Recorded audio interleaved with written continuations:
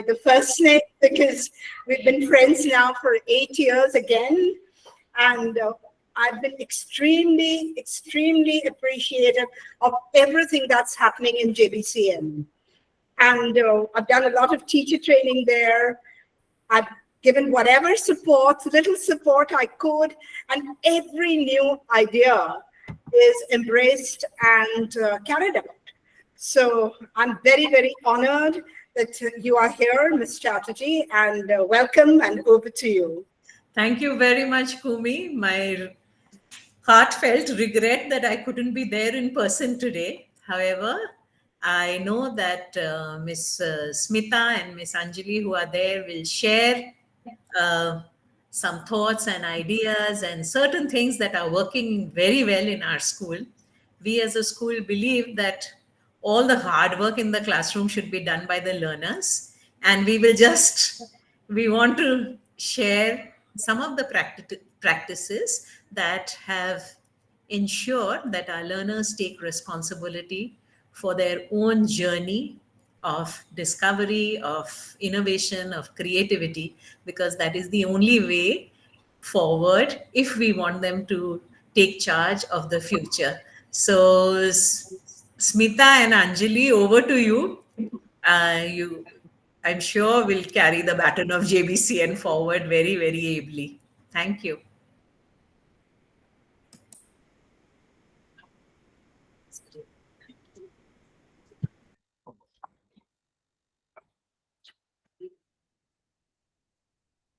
So I'm sorry. Anjali,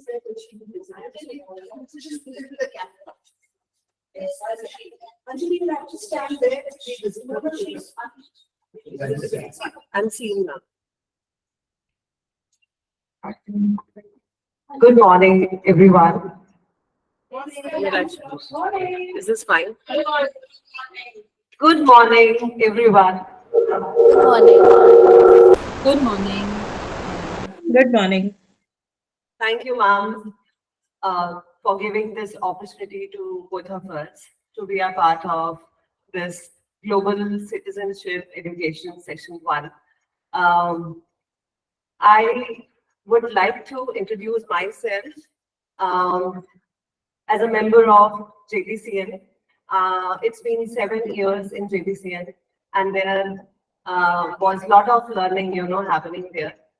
And I'm pleased to be here with all of you to share that learning and to share the experiences, with each other. So we have approximately 50 minutes for this session, and the topic is interdisciplinary experiential learning. Just go to the presentation now.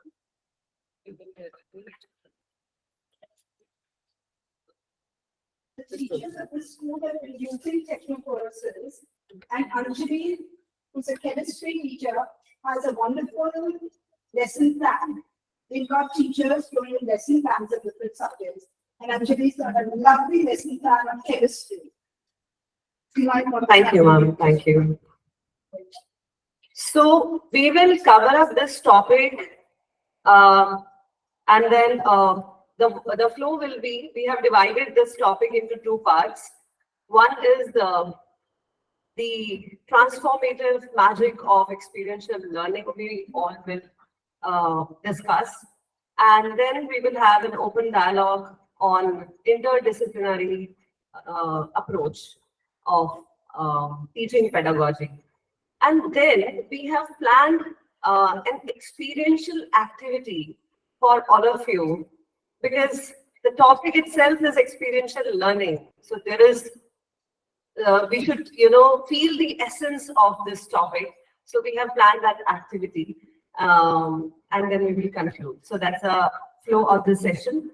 And I would like to kick off the workshop and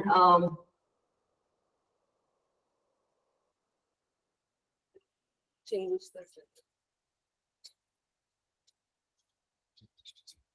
Okay, so when we say experiential learning, I want you all to be very interactive, participative in this session. because we all are learning from each other in the session. So when we say experiential learning, and in this slide, you can see one definition of experiential learning. However, there is no one definition of experiential learning.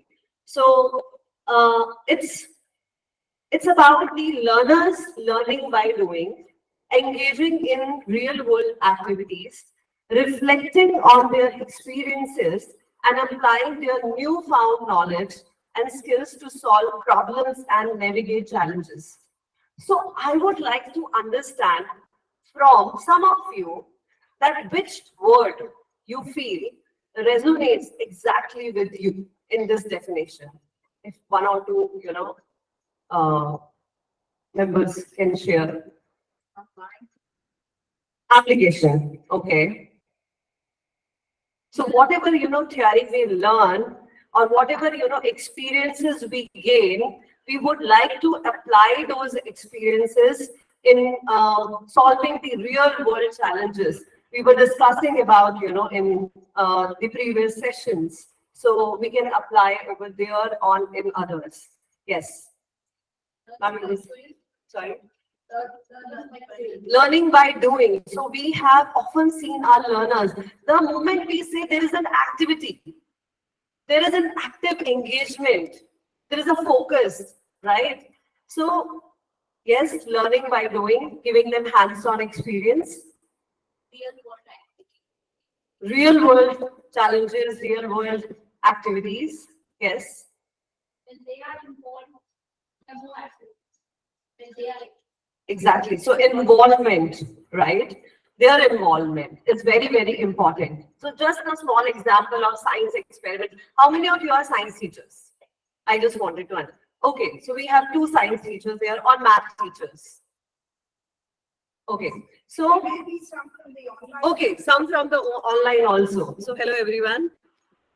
I will not be able to see. I'm on the presentation. So science experiments, especially in the primary years or in the middle school years, we feel that, okay, demonstration is okay.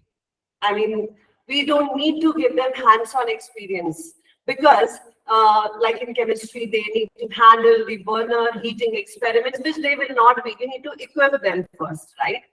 But then there are many other things which can be a part of, science and math subjects, right? Where they are doing, we are demonstrating first and then they are doing. So learning by doing is very, very important.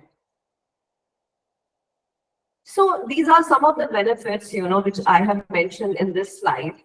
First is definitely, as I said, active engagement. So when there is experiential learning, then even statistics data, shows that it encourages the active participation of the learners, and also it enhances the retention of that subject. It enhances the understanding, deep understanding of the subject. And ultimately, what is our ma'am was talking about, vision. So our vision is to make them future ready, to make them a global citizen, responsible global citizen. And we need to develop for all these, we need to develop the love for education, which is very, very important. And for love for education, we need to engage them actively. And we can do it by experiential learning. Then real world application, already, I have discussed connecting the theory with the practical experiences. Critical thinking, the moment we say there is an activity, the moment I said, okay, think about the word. So then you started, or maybe I'm saying you think about a word or related to the most memorable learning moment or experience with your learners. The moment I say this, you start thinking, and it's a deep thinking, critical thinking. Then personal growth. When they do their projects, when they build up the models themselves, that builds up a confidence in them. Long-term memory, I have already discussed. So experiential learning, promotes the long-term memory. We all remember in our school days, if there was any experiential learning given to us. So there was a chemistry teacher, who took us for a field trip. There was a bio teacher, who did a group activity where we had we enjoyed a lot, Then motivation. Again, we enjoy this part very well. Creativity, very important. So experiential learning actually stimulates the imagination and innovation through experimentation as well as exploration. Then emotional intelligence, when they work in groups, they understand each other very well. They build up the empathy towards, and when they reflect on what they have learned, then it's a self-awareness. It creates a self-awareness. Then lifelong learning skills, definitely. Career readiness. So ultimately, as I said, we all are creating the global citizens, or we are saying that lifelong learners. We are saying we are making them, future ready. So whatever experiential learning we are giving them, that's going to help them in their university, in their jobs. So these are some of the benefits. I would like to ask all of you, if you have anything, other than this, please do share with all of us. I think besides emotional learning, there's also social intelligence. Absolutely, absolutely. Social intelligence, even knowing each other's culture. So there is one method which I would like to mention, in the fourth slide of mine, the various innovative experiences which bring experiential learning. So one of those is global cultural exchange programs. So knowing, even within India, we are so diverse. So knowing each other very well. Now, there are various models of experiential learning. Some prominent ones are like David Paul cycle of experiential learning, 4H learning, do reflective thinking. So I would like to take you through this David Cole, who was an American psychologist, his proposed cycle of experiential learning. So this cycle outlines 4 stages. First one is concrete experience. Second is reflective observation. Third is abstract conceptualization. And fourth is active experimentation. So it suggests that the learning is a cyclic process, which involves these 4 stages where an individual, which can be a student, engages in experiences first. So that's the first part, concrete experience. Then whatever that learner has done in that experience, learner or any individual will reflect on them. What went well? How did it go? What was the improvement areas? So reflection is very, very important. Then third part is deriving on new knowledge from these experiences and reflection. And the fourth one is, which is active experimentation. So using that knowledge, new knowledge, for solving the problems, through experimentation and exploration. So, for example, I'll give you an example of the recently done activity in my school.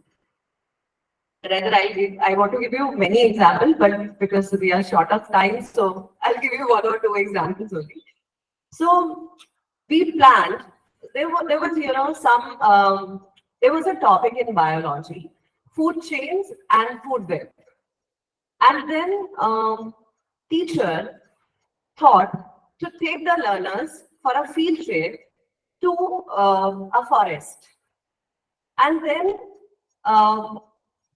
that field trip was basically to understand the ecosystem and then mainly focusing on food webs and food chain.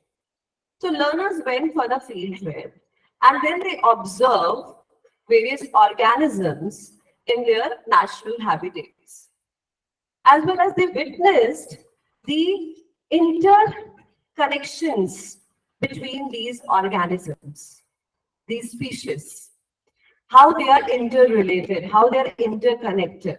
For example, predator and prey relationship.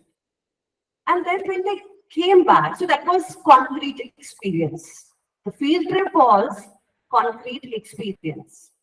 Then when they came back to school, they had a session with the teacher in which they reflected on their observations, what they learned, from other things. Then after observation of that is the second step, after reflection. Third, they conceptualize the idea of food chain, food webs. What are the consequences if we disrupt the natural ecosystem? If we remove any species, then what are the consequences? So that was the abstract conceptualization. And then the fourth one, active experimentation. In that, what did they do? They conducted research projects. So they were divided into groups, and then in those groups, they tried to remove these species. So if I remove, frogs, suppose frogs do not exist, then what will be the impact on the ecosystem? And this way, and then there were presentations by them, they shared their findings with each other. So that was the active experiment.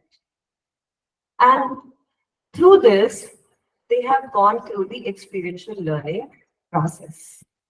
So I hope it's clear. The second example, recently they went to a chocolate factory where they learn, they experience the process of making of chocolates, how the proportion of each and every key ingredient matters a lot.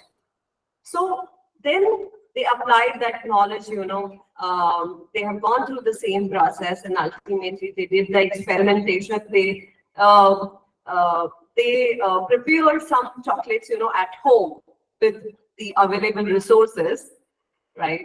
And we also, connected this actively, linked this to a Thanksgiving Day for the parents and grandparents. So this was about the cycle of experiential learning. Now, these are the innovative experiences in experiential learning. Some of them, I have mentioned. It's a very cluttered slide. I prepared it, and then at the end, I realized, so much content. I showed it to my family members. How is it looking? They said, too many, words. I said, I have more, but it's okay. Maybe I'll speak more. So what are the various methods, which can be used in the classroom teaching?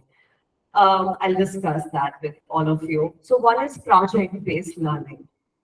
Then we have problem-based learning. Then we have object-based learning. So I'll just focus on object-based learning because project-based and problem-based, I hope that most of us are well aware about it. So object-based learning. So recently, we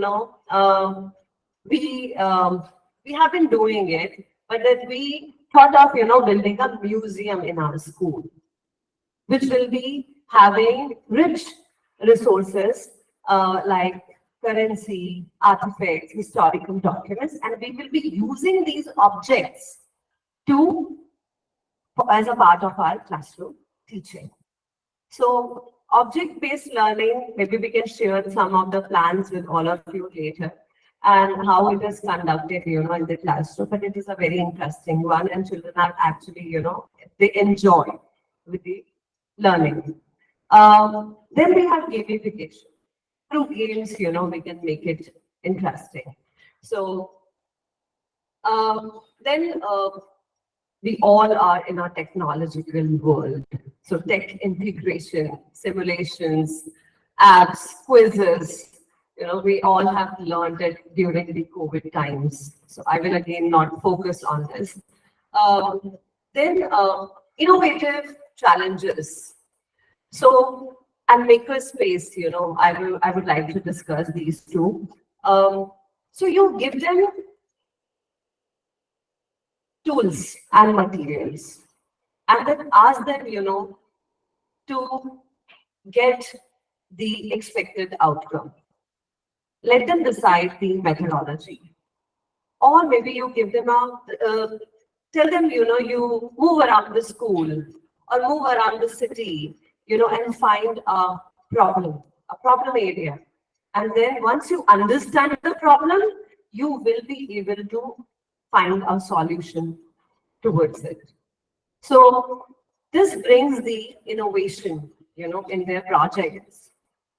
And we had given a platform to all our learners to showcase their work to the parents, to JBCN community. We also invited other school, because we believe in learning from each other. So that was a thought. Because we all feel, we believe that getting a certificate doesn't bring motivation or encouragement among learners. The moment we say that whatever you have done throughout the year, you are going to present it to everybody, you are going to share that with everybody, with the world, then that excites them. Similarly, one more example of these are all learner-led initiatives. We believe in learner leadership and independence, because when they move out of the school, they have to, live their life independently. So we focus on that, and there are many initiatives which are learner-led. Just to mention a few more. So we have clubs which are learners-led club. So one of the club about space exploration, astronomy, they have learned, again, I'm going back to the experiential learning cycle. They have experienced the understanding the functionality of telescope, conducting workshops on various topics like sun dial workshop, nebula making workshop throughout and now at the end of the year, they are going to conduct those workshops for other students as well as parents, so that they will also learn, So like ma'am was discussing about that, I forgot the name, but that monkey concept, ma'am, which you explained, you will, yeah. So you will train 10, those 10 will train 100 more, and then 1,000. So there is a ripple effect, right? So these are these strategies, outdoor education, field trips you can plan, and these should be education-related field trips. Then we have action research project. We have debate in our class, in our school, we have done learner debate, teacher-learner debate, teacher debate, and I mean, very engaging. Then case studies definitely can be a part of your classroom teaching, which will give experiential learning to everybody. Then we have role play, storytelling. Storytelling is not only for subjects like English. We do it. I'm a science teacher. I teach chemistry to 11th and 12th learners.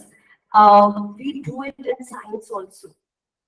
So if there is an exothermic reaction, endothermic reaction, we form a story, and the grasping power, the retention, it creates a long-term memory. They remember the teacher as well as the story.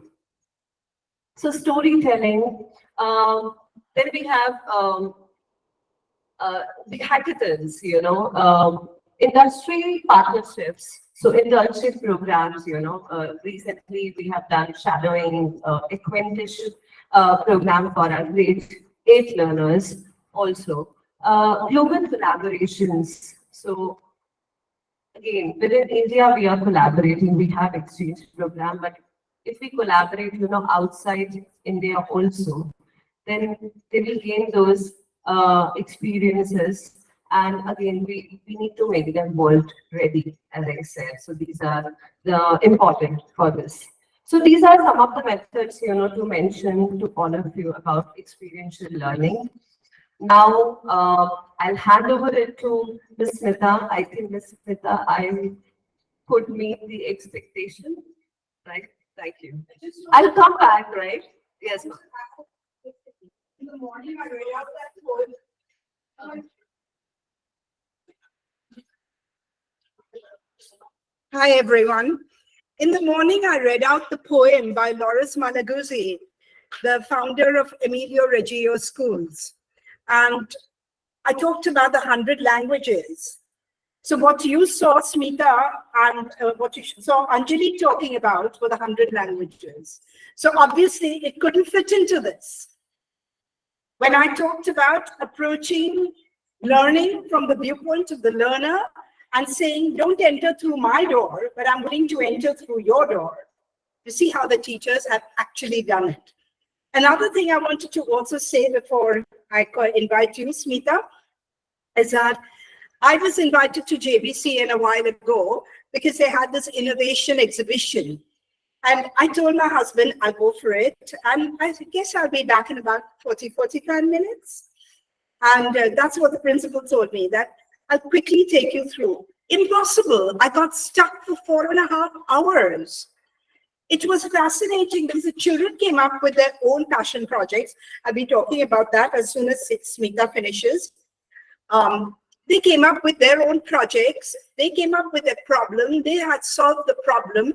They had worked in groups, and it was such an amazing experience that I could do a whole session on my responses to that. It was so brilliant. So it's possible. It's absolutely possible. Over to you, Smita. Thank you.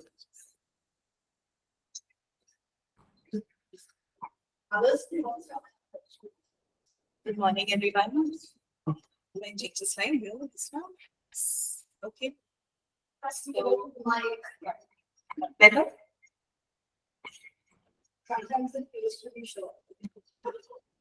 So we are here to discuss interdisciplinary and experiential learning. And as Ms. Anjali has shared so many examples of experiential learning, I think we now for sure know what the benefits of experiential learning are, the ways in which we can do experiential learning.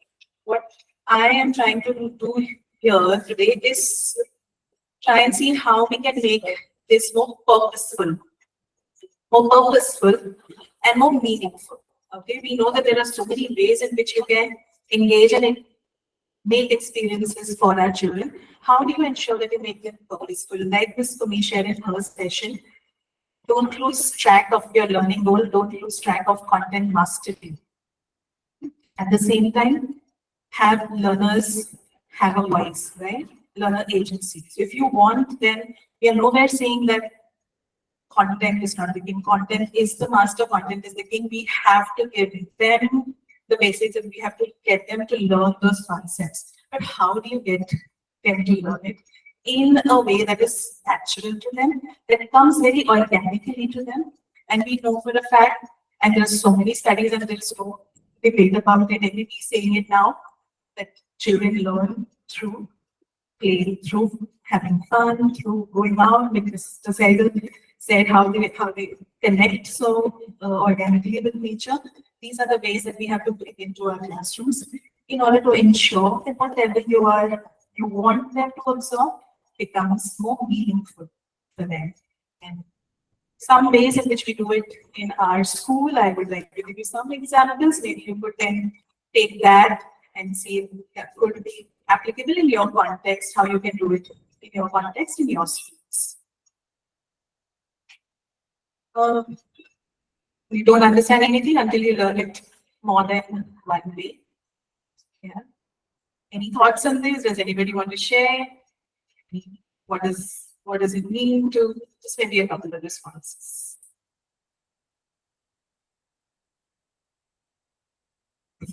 It's exactly the 100 languages.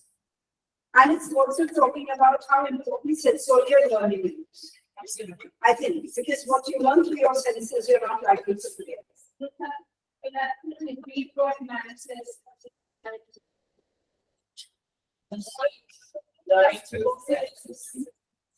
Yeah, so Ms. Kumi is also talking about how it is related to learning 100 languages, which is absolutely sensorial based. Am I right? Yeah. Yeah.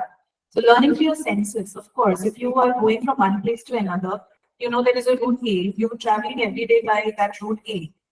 But if you, and that becomes something that you are kept in mind. But if you also know that there's a route B and there's a route C, and there are some other routes also that you can arrive at the same destination.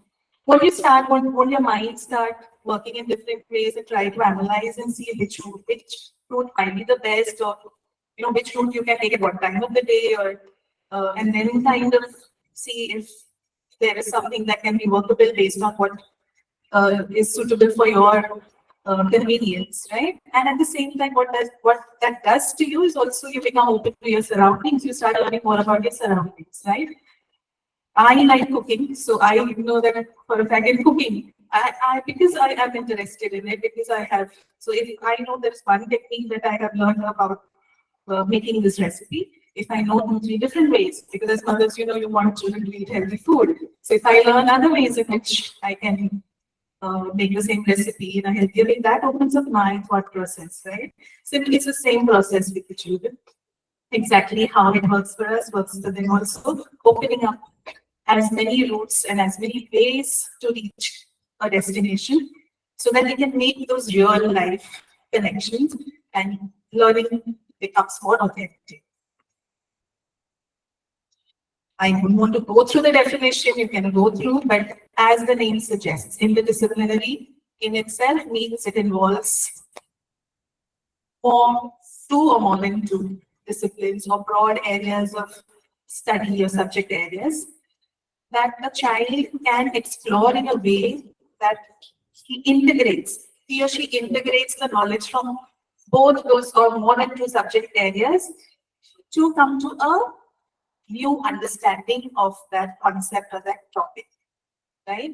Because if the child goes to the interdisciplinary process, you can be sure that he will demonstrate his understanding of that topic in a very different way. He'll be able to solve a problem, he might be able to create a product, he'll be able to find better solutions, also raise new questions which he or she might have never thought of if you would have approached, or if he or she would have approached it through a single discipline. So that's what interdisciplinary does. It opens up those neurons and so that you can make those connections between different disciplines, because life is such. In life, you never have, if you have to do anything, there are so many perspectives around it. So if your life is so interdisciplinary in nature, why shouldn't our classes also be interdisciplinary? Benefits, everybody knows. I don't want to go through. Of course, it makes it authentic, it makes it more real time.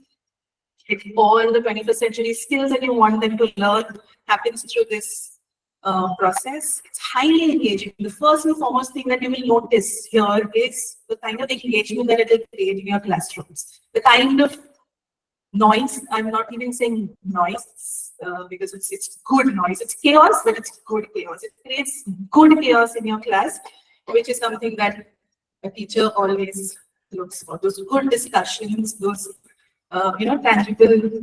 Sometimes learning might not be tangible, it can be intangible also. But again, those are learnings that a teacher should be aware of.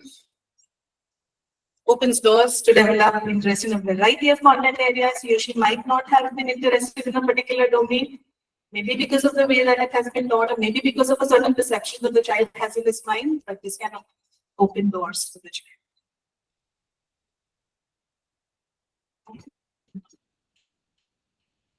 Some key qualities that you should keep in mind when you're planning an interdisciplinary unit is one of the first things is it should be purposeful.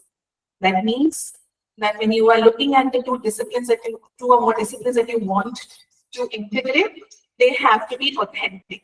Those connections can't be contrived. They have to be very authentic and real connections. For example, if you look at this example of it is a grade 3 class where they are learning about the skeletal and the muscular system in science, and they are learning about human evolution and social studies.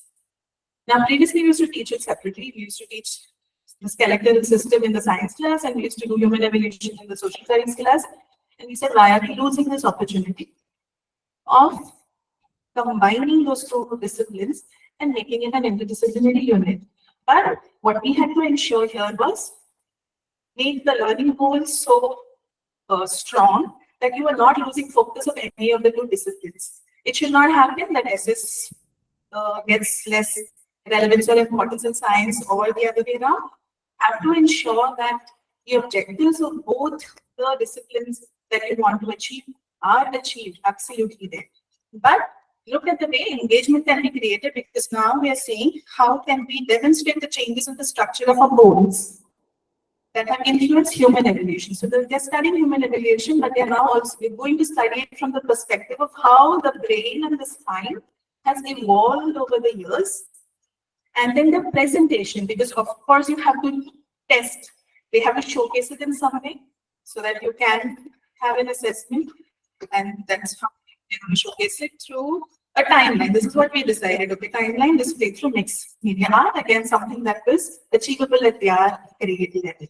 And immediately you saw how children could see those two disciplines together. Teachers had to, of course, tweak their plans and their mindset here, because we used to have science separate sessions and social studies as separate sessions. Now here teachers had to meet together and collaborate. If that is a skill that we expect our children to do, collaboration is one of the 21st century skills that we expect our children to do, why should the teachers not be doing it? Of course, it has to be the first and the foremost thing. So yes, teachers cross disciplines had to come together, sit. So science teachers had to look at the social studies perspective. The social studies teacher had to look at the science content also, merge, have discussions, come up with a plan, right, and implement this. Similarly, I have another grade 5 unit on math, and they decided, okay, this again, the question is framed by us because the children are small, and since we have to cover the content, it is a teacher-driven, teacher-led inquiry. But with Innovators Convention, it was a personal driven. So here they had, we thought let them make a 3D model, which will solve the space crisis in Mumbai. So to make a multifunctional room that will solve the space crisis. So here now again they had to first of all identify whether it is a problem. If it is a problem, how do they find out it's a problem? They had to ask people. They had to read up on some news articles. They had to do surveys to first of all understand what the problem is, and then see how they can use technology here. So they use Tinkercad and others, some software apps or something like that that will help them to. First they did the 2D design, and then they had to use a ICT tool in order to turn the 2D design into a 3D design. Yeah, and those children. So some who are inclined towards technology chose the ICT app. Some who are inclined towards art, they chose to do it through art. So art aesthetics and everything. This one person is asking what primary is. I'm talking about primary. Yeah? I am. So yes, this is the social studies and science unit is a grade 3 unit, and the math, ICT, and art is a grade 5 unit. Yes. One problem to avoid is the potpourri problem, which is interdisciplinary. The misconception around interdisciplinary is I'll take something from this discipline, I'll take something from this discipline, and I will, for example, the water cycle. I'll do a song on water cycle, and I'll get the Hindi teacher might use some terms of the water cycle, and maybe the science teacher could do something else. Now here what happens is you're trying to find forced connections and the learning can get fragmented here because you don't have a focus, you don't have a purpose. Again and again, I'm stressing on the fact that it has to have a purpose. Yeah, what do you want the learners to achieve through that? They have to learn, they have to get content. At the same time, they have to develop the skills that you would want to, along with the content mastery. So that is something. So in order to avoid this, so that it doesn't become superficial, there are very strong design features that you should be aware of to implement in your plan. Formulate a goal statement like you saw in the previous example. This is a goal statement or a driving question, if you can call it, where it tells you what are the disciplines that you're integrating, how are you integrating it, and what is the final outcome on the showcase that you wanted. Of course, select relevant content, because if they have to learn about skeletal and muscular system and the evolution of human, you have to choose relevant videos, relevant material, magazines that the children can be exposed to. Teachers have to do that kind of a back preparation. Also identify the kind of prerequisite knowledge and the skills and the techniques that they would need.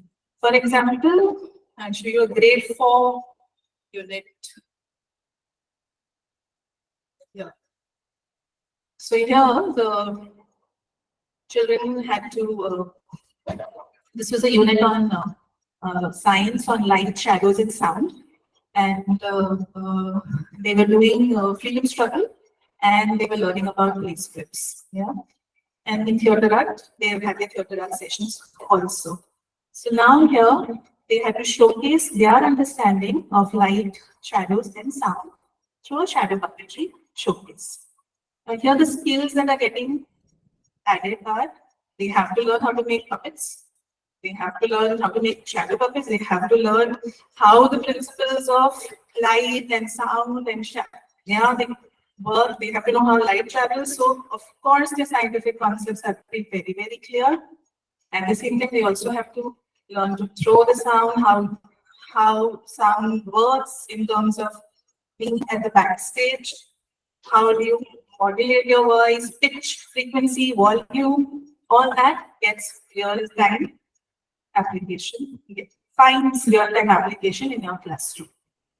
So we had a 1-week workshop with the theatre art teachers who took them through the shadow puppetry making and all, and then they had a final showcase where we called parents, and of course parents were extremely happy to see their children have so much in-depth understanding of not just science, but they had to actually prepare a story, and they had to dive into the freedom struggle movement also to see which event they want to take up and showcase. Yeah. And of course, engagement, and you can imagine the children's excitement when they were making puppets and trying different things and buzzing. Yeah. This thing decided was set up in my class when I taught value education. I told them to present something about a particular value which is very important for you. I am a science teacher, so I taught them about the shadow. Can you come here and share? You have to share.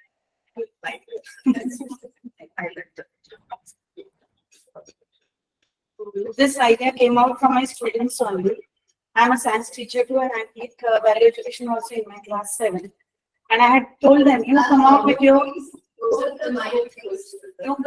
own ideas, and you present a puppet show through which the value you feel the most to be followed by yourself. I formed some group, and I gave them some ideas that so and so value, like you make your own story, and they wrote their own story. They prepare a small puppet show on the shadow working, because I had recently taught them about the reflection of light and formation of shadows. And immediately after that, I had this session. So one of the group took this idea and they prepared their own puppet show at their own level, and they presented it so well in the class. Using your science principles. Yeah, science, and they explained it out that teacher, this idea we can take, and we are working on the shadow. So the formation of the umbra, penumbra, and all that, they applied to it, and they presented the show very nicely. This I had experience recently. Thank you so much for sharing. And here you have an excellent example of learners taking ownership of their own learning, right? You didn't have to tell them to do anything. They came up with the idea themselves and brainstorm and After that, you only encourage meta learning, to reflect on the whole process of learning. That is also a very important process, which should get reflection as a process, should get added into your unit at every stage of the process.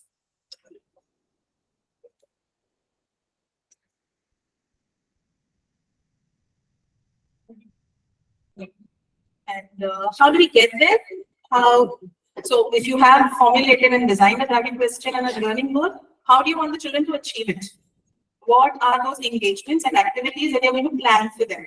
So here is where you can integrate all your experiential learning into this. So you have them taking surveys, you have them doing research work, you have them going out for field trips. Like for example, the grade 5 learners, they had to explore a vanity van. So we had to get a vanity van in school for them to see how small spaces can accommodate furniture. We had to call for an architect who talked to them about how you can aesthetically design the multifunctional room. So automatically your experiential learning will find a way into your unit and it will be given a purpose. Of course, let's not lose sight of assessments at every step of the way, formatives as well as summative, of course, at the end of it, but at every step of the way, you should plan your formative assessments. And the presentation at the end is your final showcase of how they want to present their understanding. Again, that is experiential because, again, there's a lot of skill development involved in there because they might have to use some new tool that they have never learned, used before, ICT or art or, communication skills, of course, presentation and communication becomes a big part of this paper. So here's small, it's a very broad framework. So if when you are planning the unit on your own, this is something as a template you can keep in mind, where the first part is planning. You plan your goal and your driving question.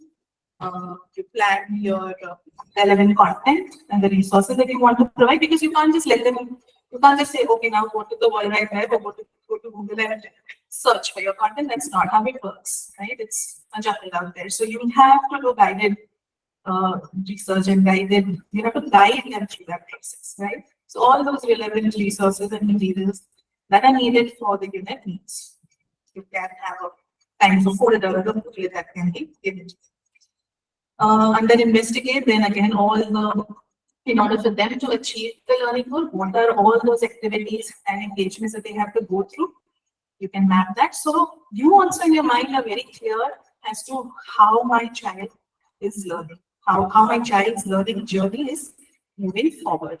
It's not fuzzy. There's a plan, and you can kind of map every child's learning journey through this. Creating it and refining is something that starts getting executed from the learner's side. You might have individual projects or individual units. You can have children working together. I would suggest for primary at least not more than a group size of 3, maximum 4. Because other than that, it's a big group about 4, number of 4. This is a sample when teachers come together to collaborate. This is the same format that is shown here, but it is put on paper. So when you have your brainstorming sessions, when you are planning the unit as a team, if you can, it works well if there is chart paper material and people come together and they can take over some aspects. So some teachers can do the skill part or the technique part, but then overall then you can come together as a team to put down your thoughts on paper. Of course, after that you can also choose to put it on different apps like the Miro app and all many tools available online where you can save your units. This is a more structured. This is where you have even broken your unit into weeks. So if you know your timeline and how many weeks you want to devote to the unit, you can actually break it down into the number of weeks. Again, another example of how this is for higher grade learners. Actually, this is actually transdisciplinary learning, not even income, because they They actually have to do it with, they go to that place and they actually understand how that bridge is made and talk to those people who are involved in bridge making and all, and then try and come up with a plan.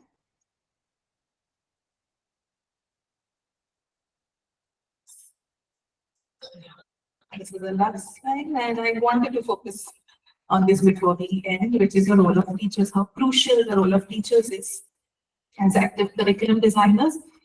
If you all are given the ownership of designing, like I said, when we had to renew that science, this was happening, skeletal muscular system was happening, and social studies, human evolution was happening. We as a team looked at all our subject areas and all the units and the topics across the subject areas and saw where they can align. So that is backward planning, which needs to happen before, maybe even before the school ends for next year. So then when you come back the year in the next academic year, you have a roadmap. Okay, these are the areas where I can integrate my subjects or my topics. So if that is possible from your end, nothing like it. Of course, you will become familiar with new concepts. But let me tell you, it's a very rewarding journey. Not very clear, fuzzy at times, can have roadblocks and challenges, but nothing as rewarding as this when you actually see the kind of work and the kind of engagement and motivation and the mastery that you see in your children. So it's worth it, and it's very, very stimulating for a teacher. I think we got stuck in a rat where we have been doing the traditional way of teaching for too long now, and our children, I think, have outgrown that. Our children need to be more connected with the real world, and I think as teachers, they are teachers ahead of us. I think we have to catch up to them, and that's a challenge for us as teachers to see that we give them that kind of environment. And of course, we open to collaborations. It will not work if you are not able to, if you're not open to your team members or another. So math teacher does not know what happens in English, or an English teacher will not know what is happening in science. But for the grade 4 unit, the English teacher had to go through and get familiarized with some of the scientific concepts because the children had to use the places of them. So the social studies and the math and science teachers there was no way that they could not, they had to come together.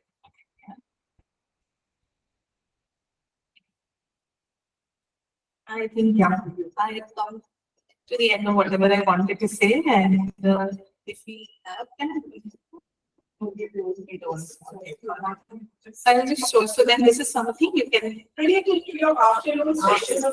Afternoon session is a workshop session, so you can bring it. Sure. Thank you so much for being here. Thank you so much. I have a question. Yes. Would you agree that all units cannot be made into experiential? So how do you decide on which unit to do it with your design team? How do you do that? Yeah, so as I said, it can't always, you have to be very mindful of the fact that you can't have those forced connections. So if there is a unit where, it demands that straightforward approach, yeah, fine, go ahead with that. If math, you have to teach them how to learn tables, then there's no other way you can make it. You have to get them to do the rigor of learning the tables. You can make it interesting in different ways. There's always ways in which you can make teaching learning an interesting process. But yeah, you can always take a call with it. And again, as I said, these are not, we don't do it for all our units. Yeah. Yes. We don't do it for all our units. But other units, we look at having engaging experiences and hands-on experiences built in the curriculum. Again, the motor being get them with primary children. We need engagement. Get them engaged, get them have fun with learning, so that they become lifelong learners when they go ahead. So even I would just like to add what Ms. Smita said.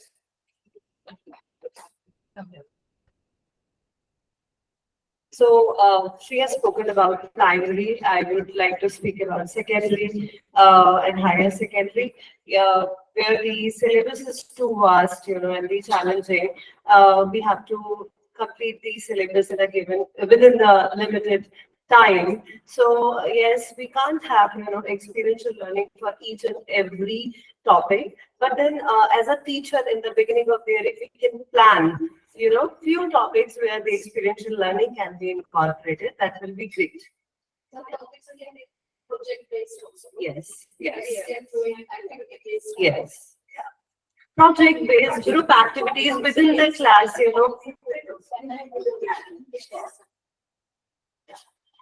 Thank you very much.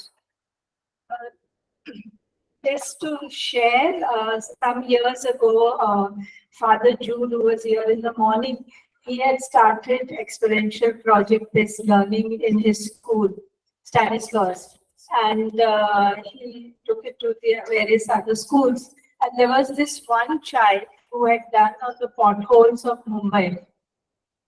So he actually took a ride in a bus from Bandra to Bombay South. But what I want to point out here is that though he started with a plan, okay, I'm going to chart out and take it to the PMC and show them that these are the potholes. But when he was mapping out the potholes on the map, and he was putting in the, like say there was Wilson College or there was a school or something, he realized the impact of those potholes on the hospital or the people visiting the school or the people visiting. So sometimes you plan something with experiential learning, you get a lot more learning when you are doing it. So unless you will experience it, you will not able to understand the actual problem. Absolutely. Find out this one. And it's also okay for it to not go the right way. And many times you might plan and you might think of, okay, this is how I want the unit to go, but it's not. It has taken another turn, or you found roadblocks. I have one question.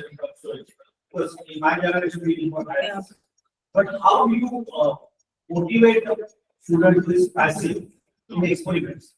Like, I was a horrible student of handicrafts. I never understood how to fold and how to open and then cover down. So I was not able to do it, right? Practically. And my teacher never told me, and I used to hide. Other book me, I have done it, I have done it. So how do you encourage a passive student in your experiments to experience that to be an active student?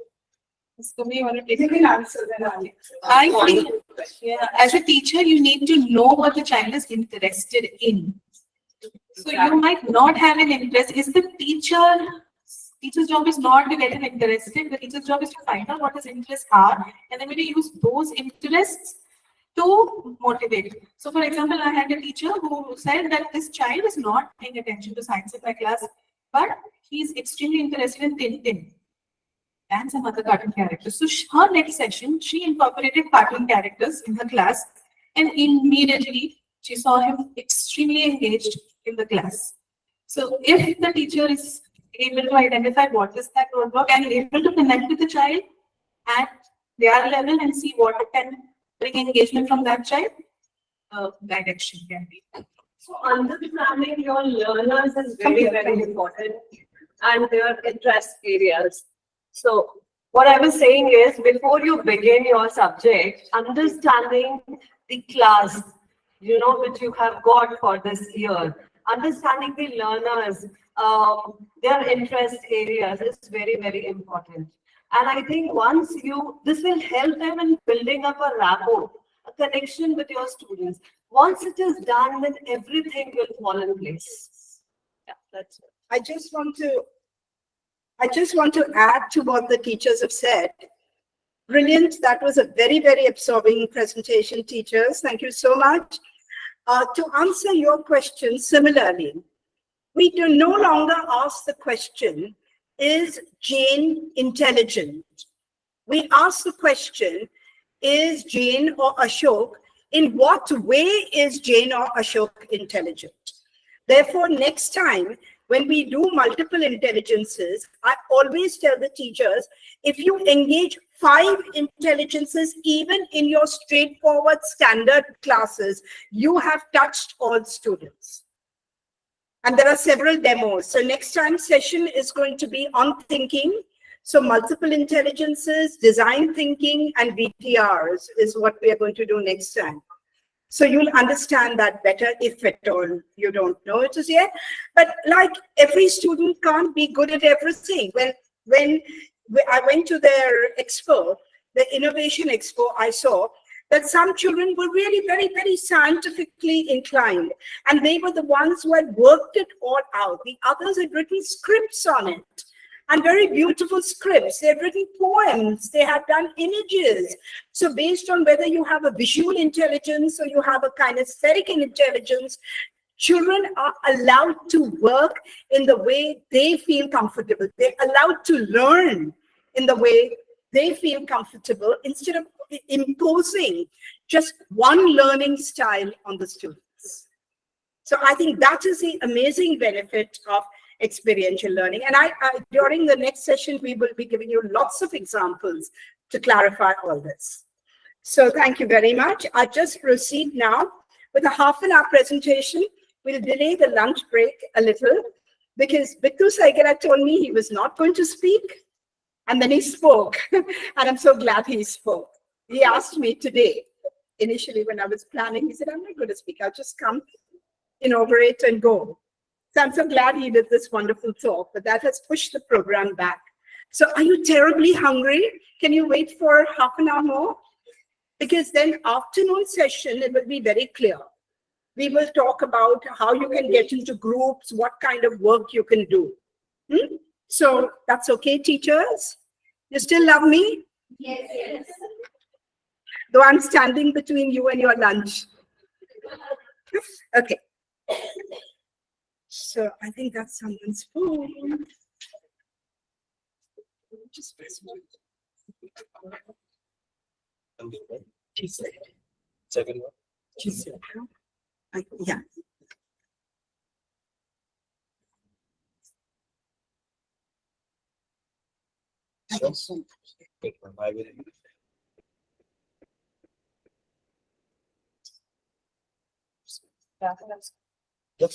Ma'am ने कहा था कि उनको podium barrier लगता Too है. short for a podium.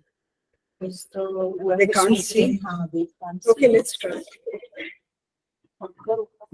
Kumi, one or two persons continuously have their hands raised. Just tell them to unraise.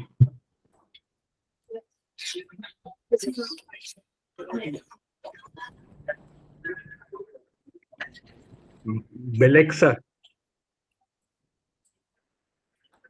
Then somebody called Alexa to us to talk on annual. All right. Anyone else? Any questions from the online? You've answered some.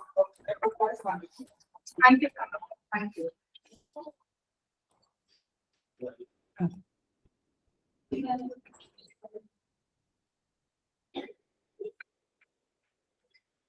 Normally, I don't like a podium. I normally never stand in one place. I'm always all around the place because of this online thing. I have to be one place.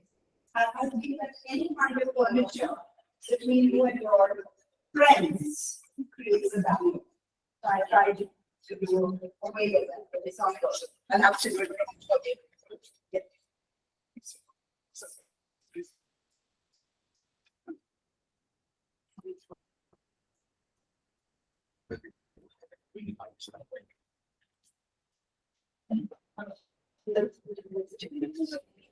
I think I just stand in front and you need to check over your. Donna? Donna. It's fine. Maybe thoda. Oh, you speak in my. You speak. Hello, can you hear me? No. Yes, ma'am. Okay. Yes, yes. Thank you. Right. So let's begin this session. This is on global citizenship education, which is why we have come together. Are you teachers clear about what global citizenship education is all about? Because if you are, I can go faster with this presentation. If you're not, please tell me honestly. I will try and explain in some detail. Quickly, are you completely familiar with global citizenship education? No? Okay, fine. I'll do it in some detail. Okay. So in short, this is GCED. A tree always grows in two directions at the same time.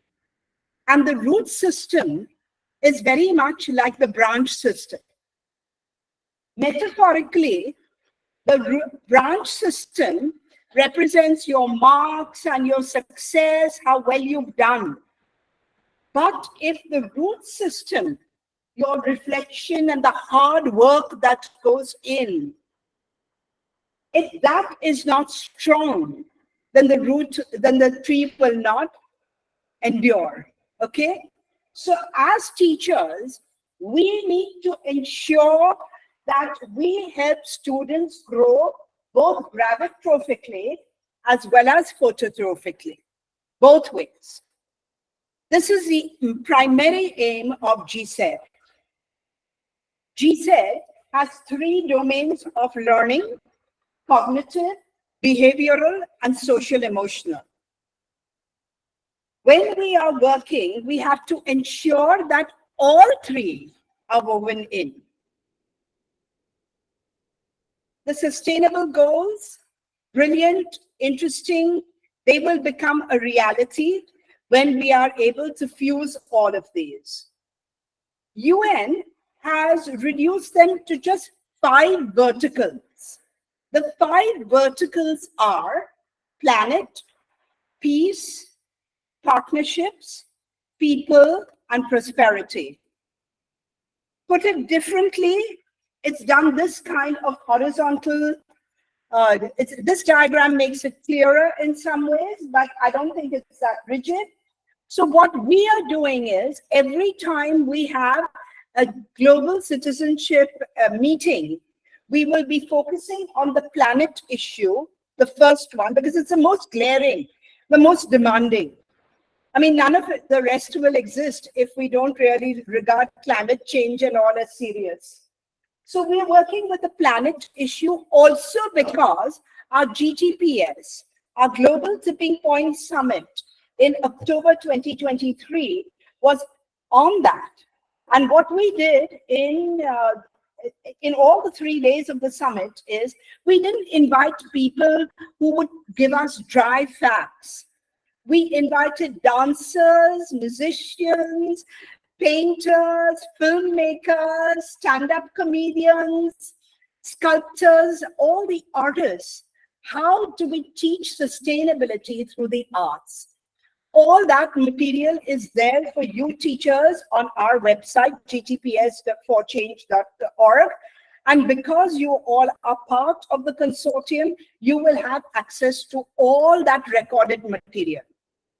So in the morning, Bittu talked about having all the information on nature available through his Sanctuary Foundation. We have all the material available on art-based learning, how you can teach about the planet in beautiful ways, through rangoli, through dance, through music, through singing. And those were sensational sessions.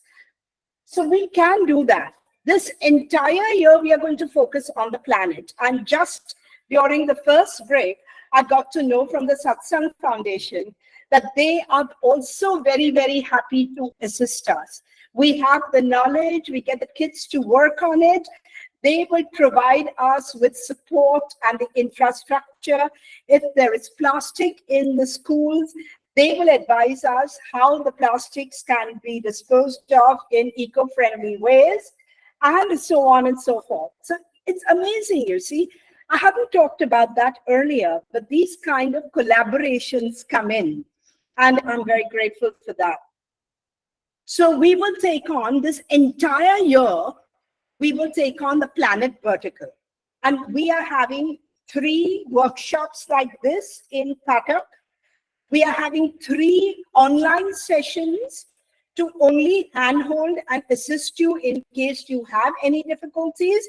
And you will be our invitees at the GTPS, Global Tipping Point Summit, where we are taking on the 2nd and the 3rd vertical, which is peace and partnerships. We are doing that together. That will happen at the HSNC University because they are sponsoring the entire event at their auditorium in Worli. So there will be a lot of things coming from us, but we don't want to overwhelm you. Let's just take baby steps. Remember Kaizen? Remember the Brigu Varuna story? Yeah, just that. So this is what the UN is putting down. These are the UN's words, not mine. It calls it commitment. We are determined to protect the planet from degradation, including through sustainable consumption and production.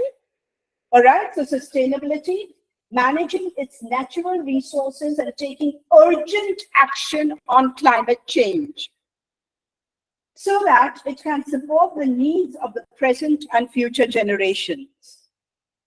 Now, when Al Gore, are you familiar with that brilliant documentary called The Inconvenient Truth, made by the vice president, ex-vice president of the US, The Inconvenient Truth, which was the first eye-opening documentary.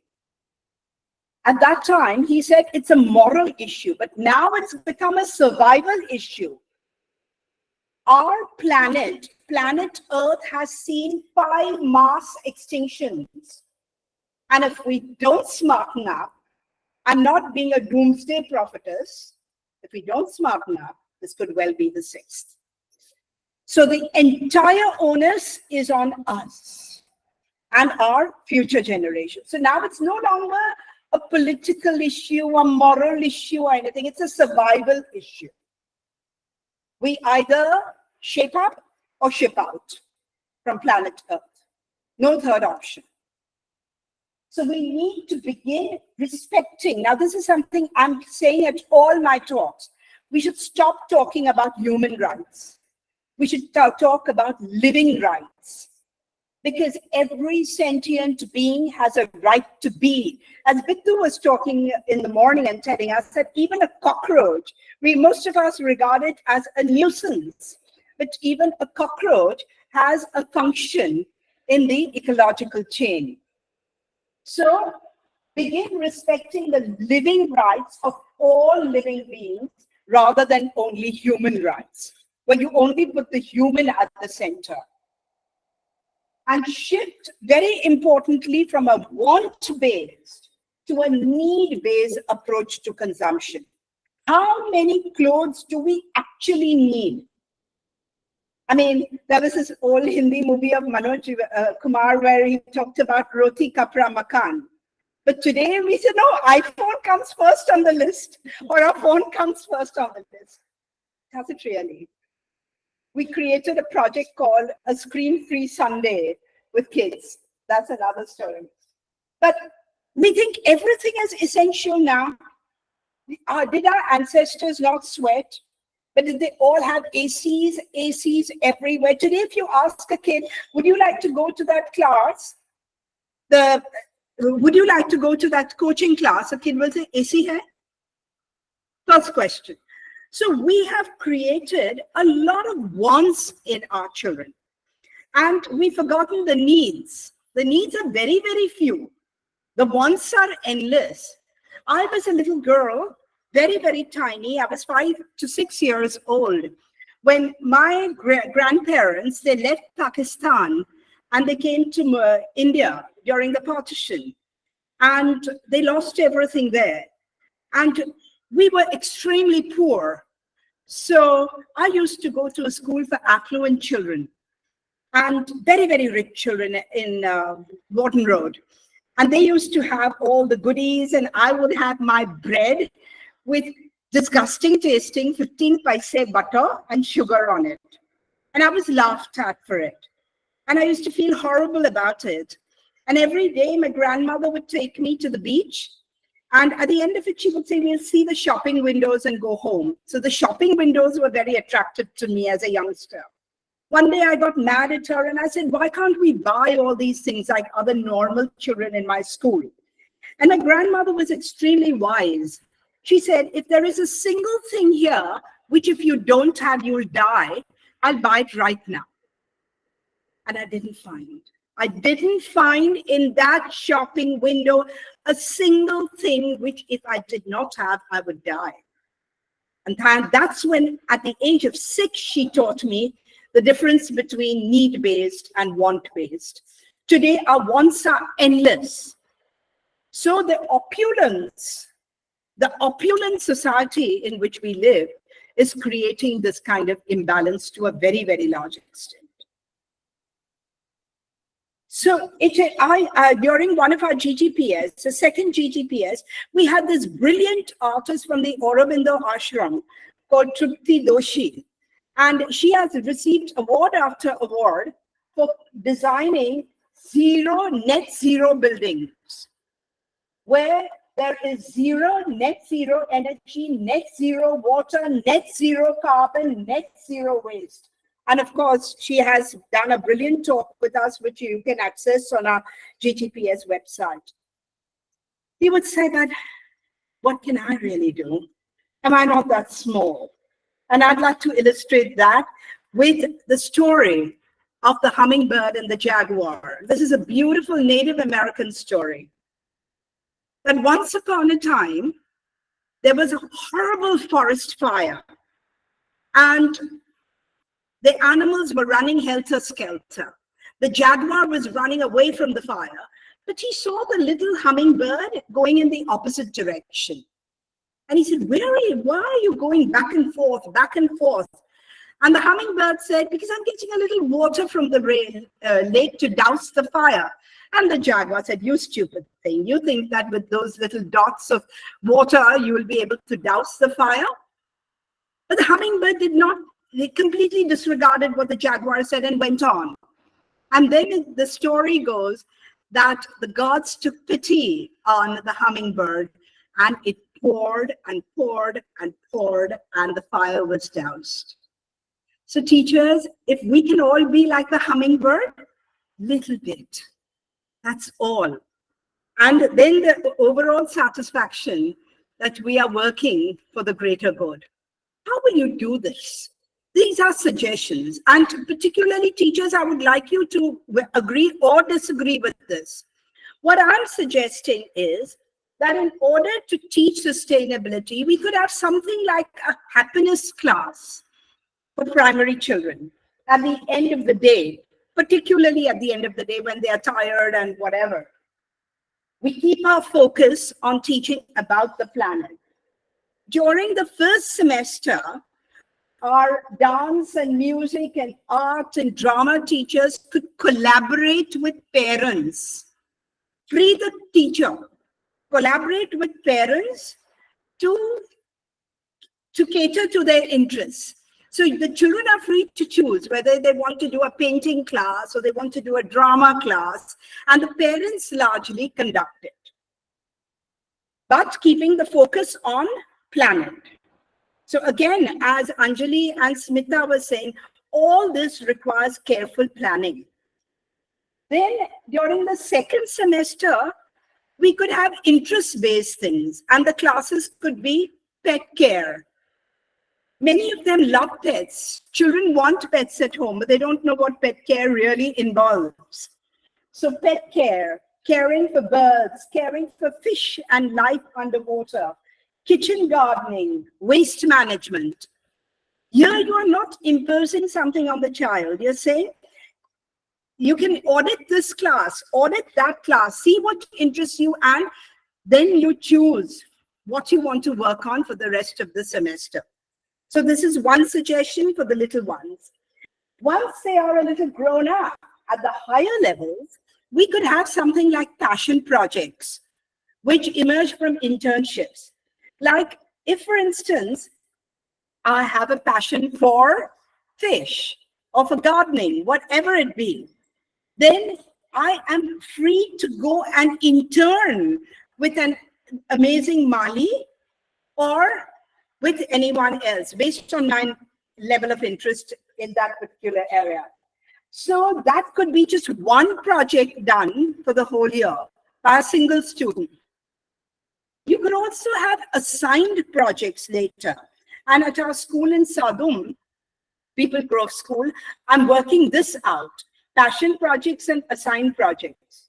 So assigned projects, you could take the children to the municipality. You could take the children to your building, their own building chairperson, and say, what are the issues?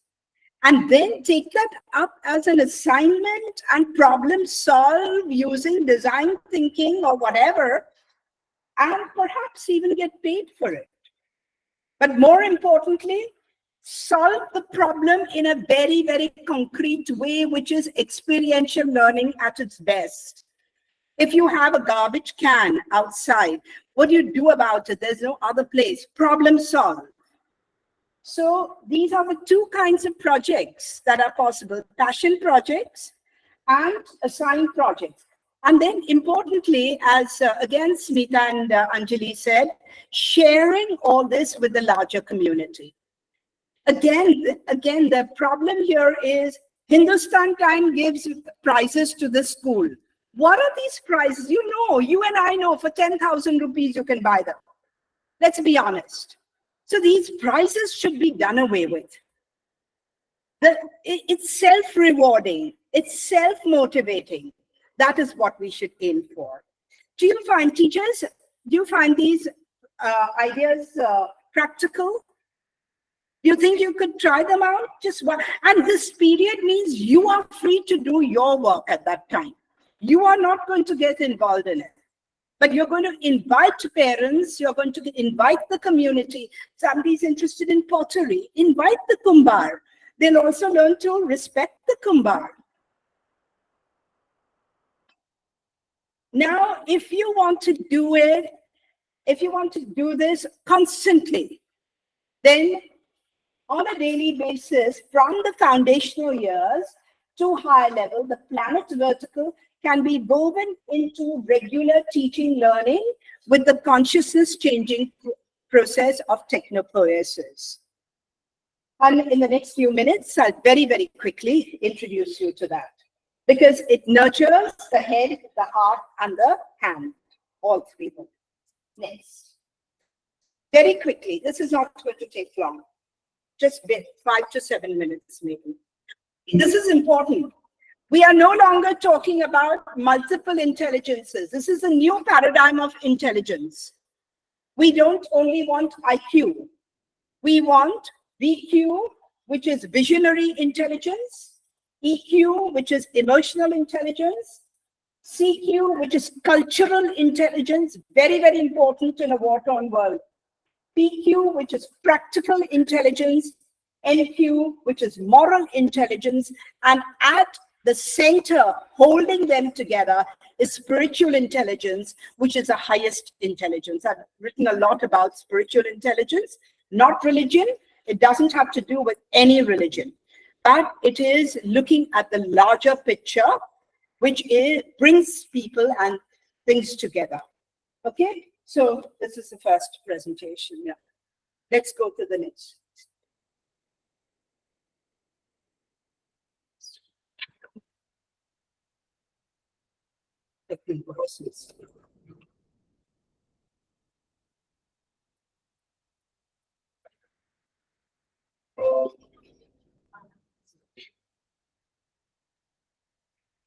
So now, as we are talking, are things falling into place? Are you seeing the connections? Why initially we... Okay. Are you beginning to see the connections? Why Bittu? What is GCED? How can we bring it into our classroom together? Now, this can be done for each and every class that you teach. Creating learning communities, not teaching. Teaching is one way. So we don't even call our learning plans. We call them learning plans. We don't call them teaching plans, because teaching plans still keeps the teacher at the center of the learning. The art of teaching is the art of assisting discovery, nothing more. Nothing more. We are like your obstetricians, your gynecologists, only helping the birthing to happen. That's all. Nothing beyond that. There is no hierarchy among subjects. STEM, science, technology, engineering, math, has to be balanced with what I call H teams: humanities, technology, engineering, arts, and maths. And that's going to be a survival issue. I have talked about it in all my books. So if you're interested, you can look at them. But my main concept is a concept of sourceful intelligence. What is sourceful intelligence? Sourceful intelligence is the dual capacity that we human beings have of understanding our uniqueness and our oneness simultaneously. You are different. Your strengths are different. You may be intelligent in different ways. You've got a different set of talents. Your reading is different. Your personality is different. That's the upper layers of the mind, the tip of the cone. But at the deeper layers, we are all energetically interconnected. Now, this sounds a good enough idea.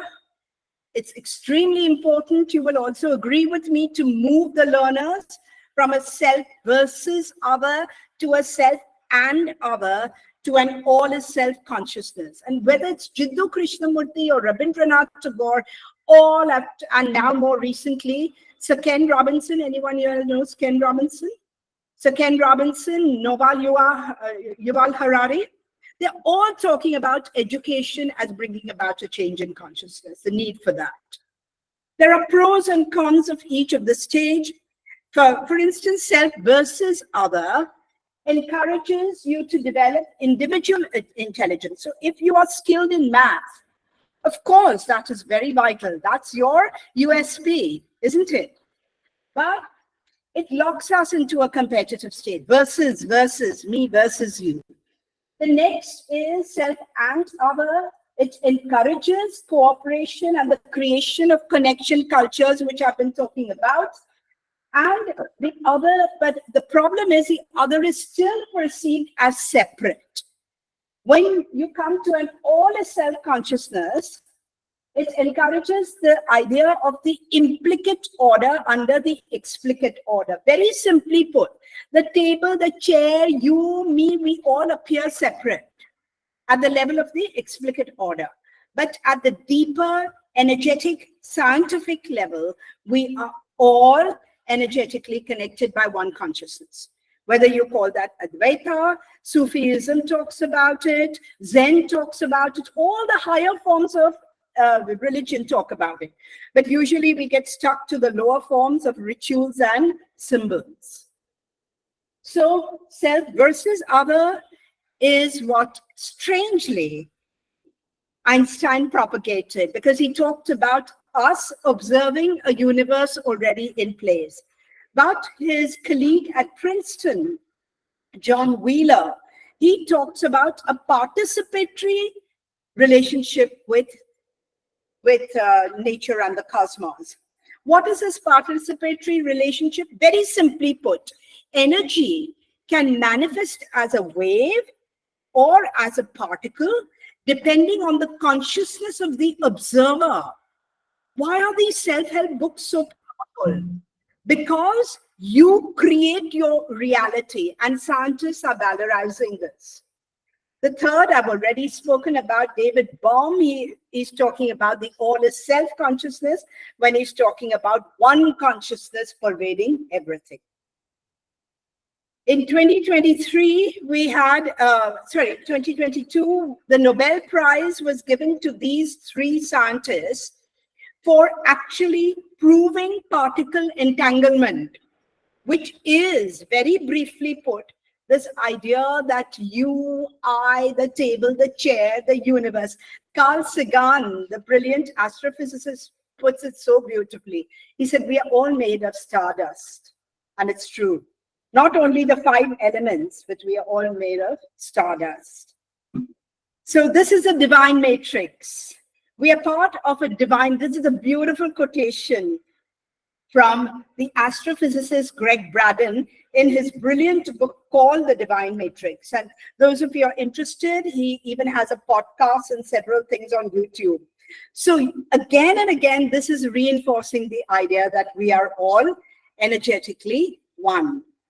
Sourceful intelligence now sounds good, but how do we action it in class? Through a simple process called technopoesis. Technopoesis is a portmanteau term. Portmanteau means what? Bringing two words together. Technology and poesis. What is technology? Anything that makes human life better. That is the genesis of the word, technology. And poesis is all right-brained activity like myth, literature, arts. So this is technopoesis, and very simply put, it only has 5 simple steps and 5 simple questions. Relate, stimulate, collaborate, act, and unify. Relate is what we've been talking about all this time, making your education relevant and real. There's a difference between relevant and real. In relevant, I say, yeah, this I could apply to my life. But real is when I'm hands-on doing things, that makes it real. So the first step is relate. Why am I studying this? Why are my students being forced to learn Shakespeare, who wrote in Thee, Thou, Thou, Thou, Thum 450 years ago? Simply because he's the greatest, but that's another story. Don't get me started on that. So that's relate, because he just knew everything about human nature, about human psychology. That's why you study him. And I had a fun session with IB students when I created a PowerPoint presentation called Boy, That Cool Dude Shakespeare Still Rocks. And the kids hated Shakespeare. I was called by the principal. And by the end of the time, we just had so much fun. I asked the girls, would you like to be told Ati Kya Khandala? Or would you like to be told two of the fairest stars in all the heavens? And I gave them the Romeo and Juliet. The girls were all soft. They were with me. Then I asked the rest of the group, hath not a Jew eyes, hath not a Jew senses, affections, passions, and I quoted from Merchant of Venice. The boys were with me, so the whole class was with me. So then I asked them, you give me an emotion, I give you Shakespeare. And we had this mad session where we had so much fun. The principal phones me 1 week later and says, what have you done? I've only got 2 months left. And they say, we won't do only one play of Shakespeare. We want to do at least 2. What did I do? Maybe I overstimulated them. But I made them see the relevance of this. Otherwise, to them, he was somebody who wrote in Thee, Thou, Thou, Thou, Thum. Why should I study? So relate. Why is this unit important? But that too, you don't tell.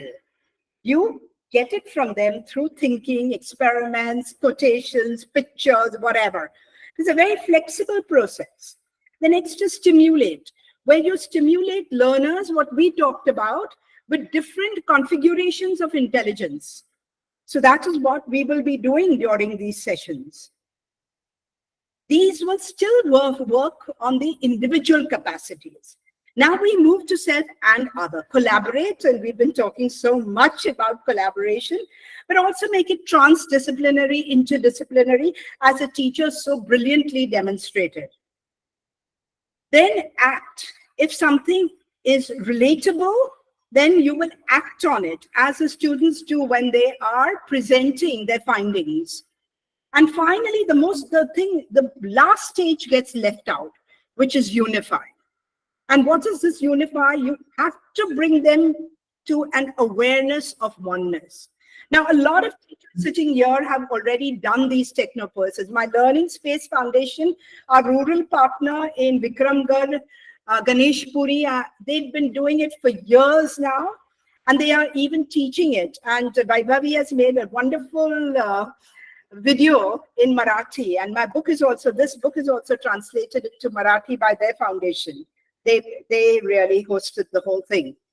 So it can just be so much fun. And during our last TTPS, we didn't have the teacher come and explain technopoesis. We had a 4th standard kid. Was she 4th standard?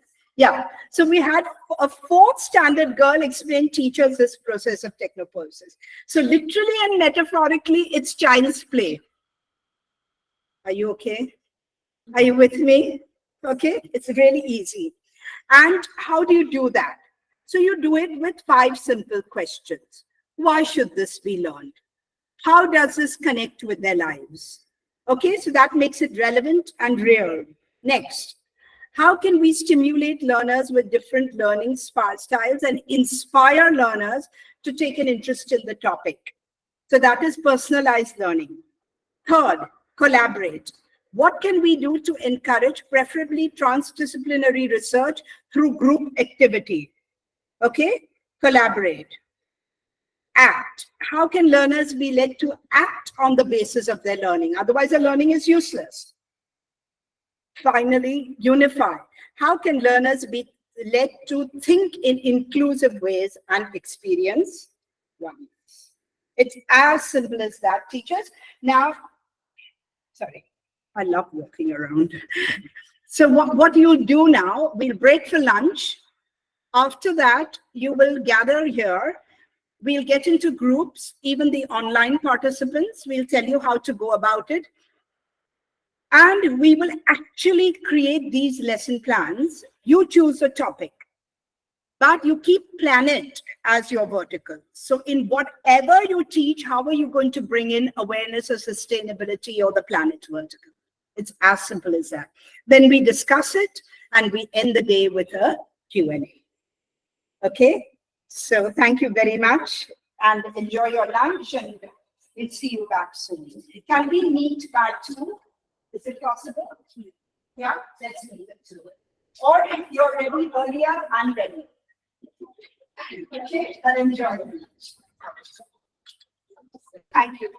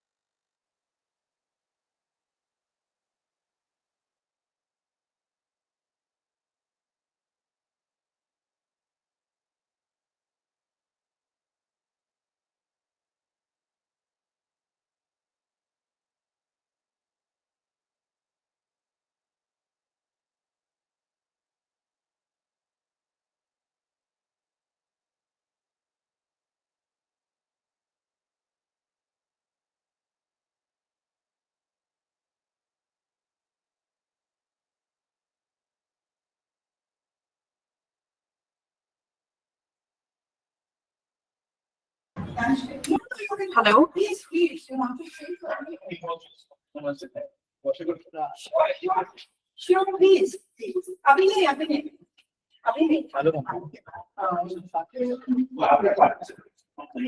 There, I think they have gone on a break. That's how Do you want to announce this later? The online. actually, we will be tomorrow. Okay, it's a simple announcement we would like to. Yeah. Yeah, we do it there. Also, there are online features. They are Are they not there? there. They're not there. They are Oh, they We are working on a break. Yeah. So, good afternoon and thanks to Dr. Kumi who invited us to see and meet the teachers who are really working hard for their children, the students, and making the new age grown-ups who will take the challenge of the new generations. And we are, I would say it was kind of an enlightening experience for me who studied the geometry and maths with teachers who we hated for life. So, because we never knew how to, they only had their ruler in the hand. So that is how we understood that ruler is so long. That much we understood. So, but this is a very nice way, open way to look at it. And how we know Dr. Kumi is, she's working for our foundation school. She's a mentor to the teachers there. And she has been a dear friend for a long time. And she was inviting us for this. I have read her few books and they are really extraordinary. And her work is for next generations that we know. What we just want to say in 2 sentences is that whatever you want to do for planet Earth, we will be there as a support system, like we have a drive where we see to it that plastic doesn't go to the river or the well or to the ocean. We collect the plastic. We have a recycling unit collaborating, and we give the plastic to them. They make this kind of chairs and all, which can be there for 200 years. So plastic doesn't reach the uh, shore of banks of the river or in the river or in the ocean. That is number one.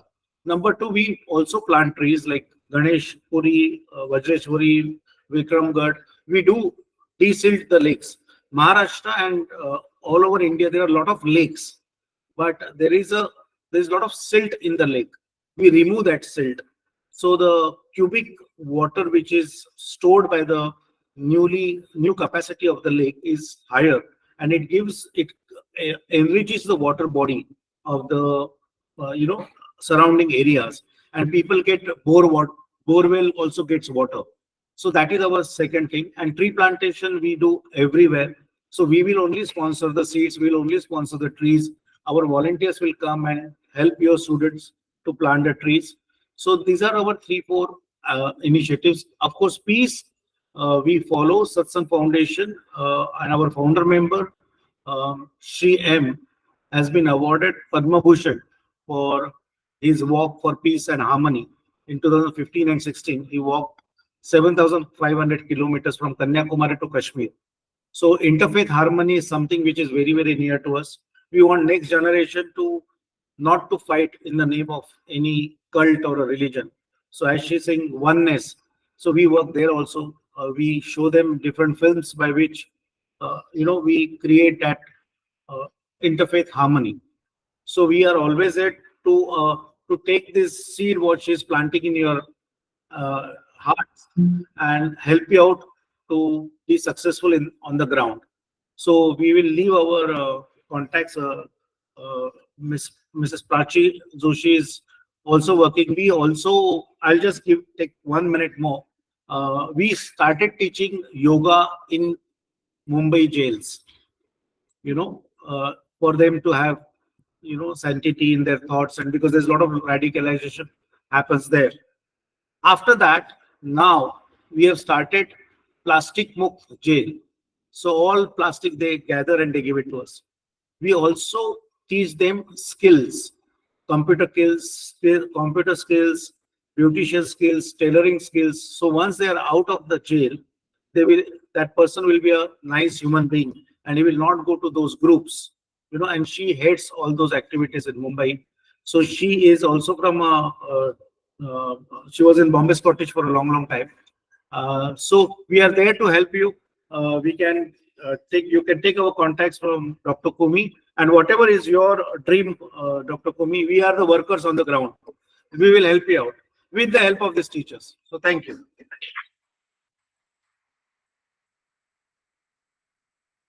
The lunch is ready. Have enough food for the enough food for your- Yeah.